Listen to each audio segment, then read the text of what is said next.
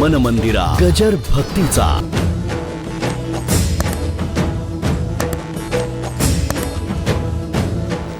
श्रेष्ठ माणसाचं श्रेष्ठत्व कळणं हेच त्याला वंदन. श्रेष्ठत्व न कळता केलेला सत्कार सुद्धा तितका योग्य होत नाही. कळून करणं, गाव करतं म्हणून केलं.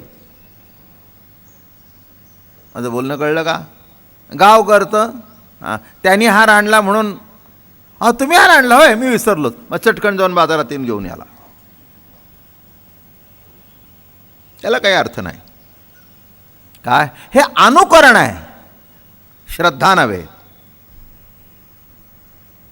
काय आता ठीक आहे की चांगल्या कर्माचं अनुकरण करतायत, ठीक आहे, पण त्याच्यामध्ये कुठे प्रेम आहे, आपुलकी आहे अशातला भाग नाही. तसं शिवशक्ती काय हे पहिल्यांदा जाणणं हेच त्याला वंदन आहे. आणि म्हणून ज्ञानेश्वर महाराजांचं आपण शिवशक्ती प्रकरण ऐकलं आणि त्याच तोडीचं नावं बदलून गुरु शिष्य ह्या जोडीचंही प्रवचन ऐकलं. आणि ऐकता ऐकता ते सद्गुरुराज कोण आहेत इथपर्यंत आपण आलो. म्हणोनी बोध्य बोधोनी घेणे प्रमाण साधोनी ऐसे नव्हे भरवसेनी गोसावी हा. आपुले मुख सुंदर आपण जाणे निरंतर म्हणून जाणीवे समोर झालेसी मुख. जाणीव पाठीशी झाली पुढे मुखशोभा देखिली दर्पिण विण फावली मुख प्रतिती. हे असो दर्पणो नेलिया तो मुखवदी गेलिया देखले पण एकले स्वाद जे जेवी. ज्ञानेश्वरीतली होई. आता आपण उत्तम कपडे करून निघालो. आपल्याला आरशात बघितल्यानंतर आपल्या दिसण्याची असण्याची जाणीव होते आणि त्या दिसण्याच्या रुबावामध्ये चालतो आपण, बरं का. एखाद्या बाईने चांगली 7-8 हजाराची साडी नेसली, मग त्याच्या तोडीचे दागिने वेगणे घातले, आरशात बघितलं. आता असं तर काही तिला दिसत नाही. काल सांगितल्याप्रमाणे डोळा तर काही मागे फिरत नाही. डोळ्या बघण्याकरता पुढे आरसा पाहिजे.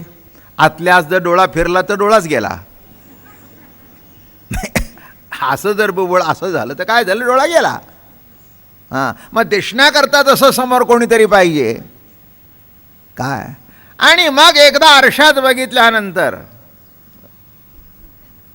रवाबमध्ये देखले पण एकले आस्वाद जे जेवी. जेवणाचा आस्वाद तुम्ही ऐकला असेल, पण रूपाचा आस्वाद ज्ञानेश्वरीत आहे. देखले पण एकले आस्वाद जे. मग ती बाई सुद्धा मग तिला म्हणतात गजगामिनी. सुंदर नाव आहे, गजगामिनी. गजगामिनी म्हणजे हत्ती जसा डोलत डोलत चालतो. चालण्यामध्ये त्याच्या सौंदर्य आहे, डौल आहे. उगीच उड्या मारत चालले काय, वाघासारख्या उड्या मारत नाही. गजगामिनी तो जसा असा डुलत डुलत चालतो बघा. काय तसं या ठिकाणी मोठं कौतुकाने सांगितलंय. मग एकदा बघितल्यानंतर त्या रूपाची जाणीव आहे. किंवा सध्याच्या काळामध्ये पुरुषांनी चांगले कपडे केले, सुंदर सूट बीट टाय वी लावून रुबाबमध्ये अगदी. बायको सुद्धा म्हणाली आज अगदी काय आहे रुबाब आहे बाकी काय. मग तो आरशात बघतो आहे तसंच आहे म्हणे, मी आय एम हँडसम. काय बाई ब्युटिफुल असते, पुरुष हँडसम असतो. काय हँडसम काय म्हणजे टाप टीप रुबाबदार रुबाबदार.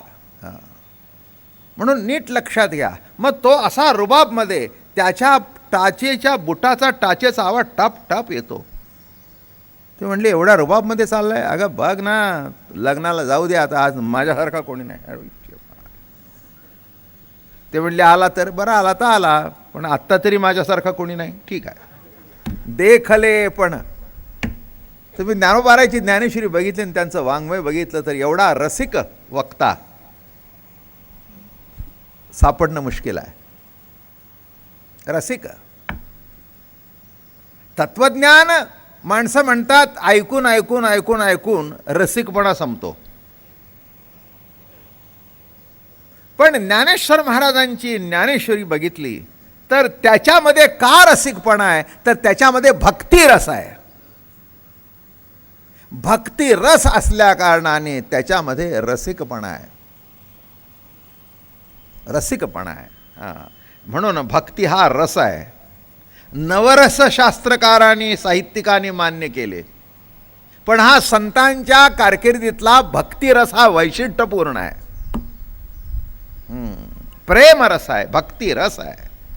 आणि म्हणून लक्षात घ्या की महाराज या ठिकाणी सांगतायत, बोधे विण घेपे प्रमाणे साधून, ज्याचे बोधन केलं असताना बोध्य प्राप्त होते. म्हणजे ज्याचा उपदेश केला असताना, बोध केला असताना, बोधन केला असताना बोध प्राप्त होतो. हा सद्गुरू निवृत्ती ज्ञानाने ज्ञेय म्हणून घेता येईल किंवा प्रत्यक्षादी प्रमाणांनी साध्य करून घेता येईल असा खात्रीने नाही. बोधाच्या माध्यमातून त्याला प्राप्त करून घेता येईल असा नाही. कठीण आहे पण सांगतो. जाणीव पाठीशी झाली पुढे मुखशोभा देखील, दर्पणे विण फावली मुख प्रतीती. वा, जाणीव पाठीशी झाली. एकदा आरशात बघितल्यानंतर काय झालं, जाणीव काय झाली, पाठीशी झाली. पुढे मुखशोभा देखील, दर्पणे विण फावली. दर्पणाशिवाय सुद्धा मुखबोध गे बाजूला जरी गेलं तरी त्यातला आनंद आहे. तेवी संबंधे विण स्वतःची निवृत्ती, पण बोधक किंवा साध्य ते जाण देखलेची नाही. साध्य का साध्य नाही, कारण काही साधायचं शिल्लक नाही. कळल्यानंतर कळतं की काही कळायचं शिल्लकच नव्हतं. माझं बोलणं कळलं का? थोडंसं एक गौतम बुद्धाचा मागे दृष्टांत दिला होता, पण इथे मुद्दाम सांगतो. गौतम बुद्धाला बौद्धी वृक्षाखाली आत्मज्ञान प्राप्त झालं, म्हणजे बोध झाला. बरोबर आहे, बोध झाला. बोध झाल्यानंतर तेजस्वी दिसत होते. आत्मज्ञानाचा बोध झाल्यानंतर ते तेज येतच.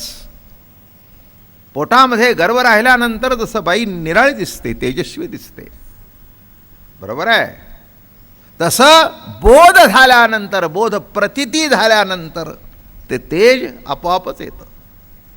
ते काही बाजारात विकत मिळत नाही. कपडे बाजारात विकत मिळतात पण तेज मिळत नाही. ते अंगभूत असावं लागतं. बरं का, कोणी आईट करून करता येत नाही, ती सुद्धा अंगभूत असावी लागते. एक जण आयटीने चालायला गेला आणि घसरून पडला. एकाचं चालणंच असं होतं, देवाने दिलं होतं की त्या चालण्यामध्येच आईट होते, चालण्यामध्येच होती. तसं इथे निराळं काही आईट आणायची नाही. माझं बोलणं कळलं? निराळं नाही, स्वयंभू आहे. तसं तेज असं फाकलेलं. सगळे शिष्य दिपून गेले. दिपून गेल्यानंतर मग समोर आले, दर्शन घेतलं, हात जोडले आणि एक प्रश्न विचारला. म्हणले, महाराज चुकीचं ठरतंय आमचं, पण एक विचारावं का आपल्याला? आपल्याला काय मिळालं? आपल्याला काय मिळालं?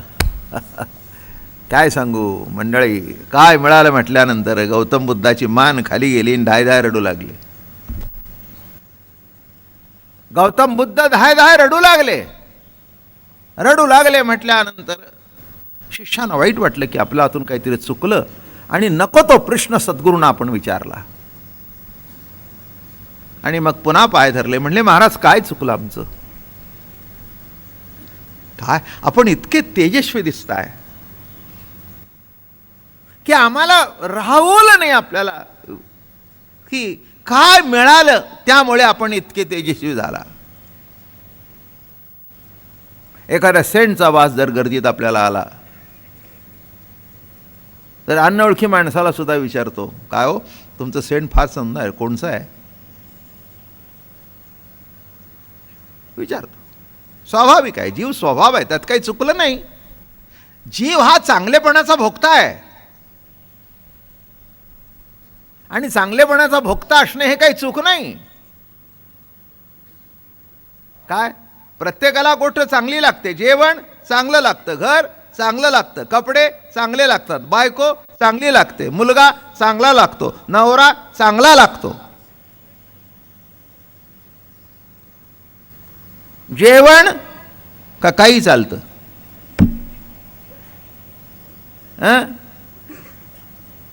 लक्षात घ्या. तेव्हा चांगलं बघितल्यानंतर विचारणं काही चुकीचं नाही, स्वाभाविक आहे. महाराज आता काय गंमत, तुम्हाला जे मिळालं ते मिळण्याकरताच आम्ही तुमच्याकडे आलोय, काही सांसारिक अडचणीकरता आलो नाही. मग तुम्हाला जर ते तेज मिळालं तर ते कसं मिळालं? रडू लागले आणि मग पाय धरले. मग शिष्याला जवळ घेतलं. अरे म्हणाले, तुमचं काही चुकलं नाही, मलाच लाज वाटली. ते म्हणले, तुमची तुम्हाला काय लाज? लाज वाटण्यासारखा मी प्रश्न काय विचारला? नाही म्हणले, तसं काही नाही, सांगतो तुम्हाला. तुम्ही मला विचारलं काय मिळालं, खरं सांगू, मिळालं काहीच नाही. नको ते गेलं तेव्हा आहे ते दिसलं. मिळालं काहीच नाही. आणि माझं मला वाईट वाटलं की इतक्या दिवस असून मिळून असून का अप्राप्त राहिलं. मिळूनच आहे, मिळोनी मिळतची असे, समुद्री गंगा जळ जैसे, मी होनी मज तैसे सर्वस्वे भजती. मिळूनच आहे, मिळूनच होतं आणि एवढं आयुष्य माझं फुकट गेलं. ज्ञानेश्वर महाराजांनी एका शब्दात सांगितलं, जवळी आहे परी भेटेना. जवळी आहे परी भेटेना. म्हणून माझ्या जवळ असून मला, आणि तुम्ही मला विचारलं काय मिळालं, तर काय मिळालं? गेलं खूप, गेलं खूप. तेव्हा कळलं, माझे मज कळले, माझे मज कळले, माझे मज कळले प्रेमसुख. मला माझं प्रेमसुख कळलं. म्हणून अध्यात्मामध्ये मिळायचं काहीच नसतं, फक्त मिळून काय आहे एवढं बघायचं असतं. तुम्हाला तुमच्या अहंकारामुळे मिळून आहे ते बाजूला सारलं जातं आणि प्रत्येक ठिकाणी श्रीहरीची सत्ता दिसायच्या ऐवजी तुम्हीच तुम्हाला दिसता, त्यामुळे तो बाजूला सरतो. बरं का, तो बाजूला सरतो. माणसाला स्वभाव आहे आपलेपणा पुढे ढकलण्याची. काही चुकलं नाही, आता जास्ती विषय वाढवत नाही कारण मला प्रकरण संपवायचं आहे. प्रतिकूळाचा त्याग झाला किंवा अनुकूल स्वीकार केला, इतका नाही लागला संबंध ते तेव्हा. जे प्रतिकूल आहे ते टाकलं आणि जे अनुकूल आहे ते स्वीकारलं, असं काहीच नाही. जैशी असती तैशी आ, जैशी असती, जी आहे ती स्थिती. प्रतिकूल टाकलं, अनुकूल स्वीकार केलं. एक लक्षात आलं का आता इथे? माझा म्हणून सांगतो, तुम्ही टाकलं का आत्ता काय सांगितलं मी ते? गौतम बुद्धाने काय उत्तर दिलं? नको ते गेलं, आहे ते स्वीकारलं. बरोबर आहे. इथे म्हणतात प्रतिकूल टाकायचं नाही ना अनुकूल स्वीकारायचं ना, आहे तो स्वयंभूच आहे. इथे ज्ञानेश्वर महाराज दोन गोष्टीतला सहज फरक दाखवला. इथे काय म्हणाले ते? प्रतिकूल टाकावं आणि अनुकूल स्वीकारावं असं नाही. जे आहे ते प्रतिकूल आहे, जे आहे तो अनुकूल आहे, सगळंच अनुकूल आहे. मन मंदिरा गजर भक्तीचा.